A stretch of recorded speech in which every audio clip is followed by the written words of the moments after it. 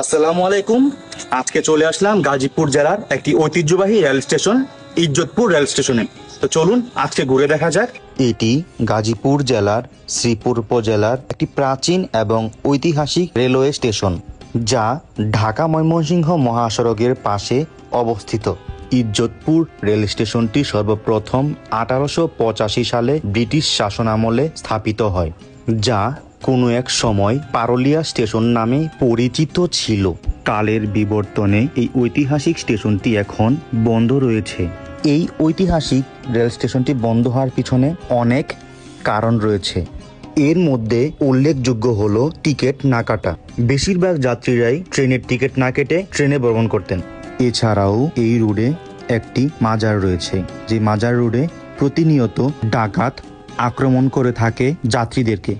ডাকাতের ভয়ে অনেকেই এই রাস্তা দিয়ে চলাচল করে না।